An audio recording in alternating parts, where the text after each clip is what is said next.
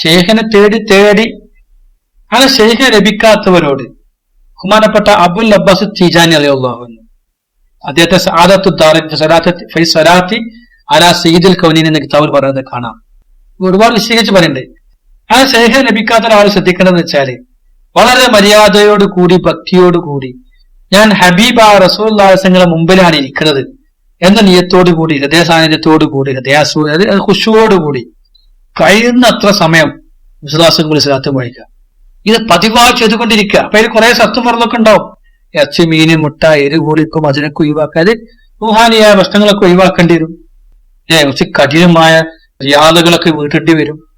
വിശപ്പും താഴൊക്കെ സഹിക്കാൻ നോമ്പൊക്കെ എടുക്കേണ്ടി വരും കുറെ കാലം. അങ്ങനെ കഷ്ടപ്പെട്ടു വളരെ ഖുശൂഅോടുകൂടി ചെയ്താൽ, ഉദാഹരണം പറഞ്ഞു വെച്ചാല് ദാഹിച്ച് വളഞ്ഞിട്ട് വെള്ളം കിട്ടാൻ വേണ്ടി കഷ്ടപ്പെടുന്ന ഒരാളെ ആഗ്രഹം അതിനുണ്ടാവും. അതുപോലെ അവനെ വള്ളത്തേക്ക് എത്തിക്കുന്നത് പോലെ അള്ളാഹു അവനെ ആ അനുഗ്രഹത്തിലേക്ക് എത്തിക്കുമെന്നാണ്. ഒന്നുകിൽ അവനെ അള്ളാഹുവിലേക്ക് പൂർണ്ണമായി ലയിപ്പിക്കുന്ന കാമിലായ ശേഖരൻ അവനക്കത് കിട്ടും. കാരണം എന്താ, റസൂലുള്ളാഹിന്റെ ഖലീഫ ശേഖാണല്ലോ. അപ്പൊ ഇങ്ങനെ കഷ്ടപ്പെട്ട് അധ്വാനിച്ചാൽ നിങ്ങൾക്ക് അള്ളാഹു ഒന്നുകിൽ ഒരു ശേഖനെ തരും. ചിലപ്പോൾ ശേഖനെ കിട്ടും, നേരെ ശേഖനെ തന്നെ അത് കിട്ടും. അല്ലെങ്കിൽ റസൂലുള്ളാഹിനെ കിട്ടും, റസൂലുള്ളാഹി തർബിയത്ത് ചെയ്യും.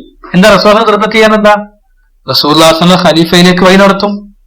അപ്പൊ ആ കുറച്ച് കടുപ്പുള്ള പരീക്ഷണക്കാരം ആ ഒരു യാത്ര നേരെ ശേഖനെ കിട്ടുന്നതും റസൂലുള്ളാഹി എത്തിയിട്ട് ശേഖരിലേക്ക് എത്തിയ കുറച്ച് കടുപ്പേക്കാരം.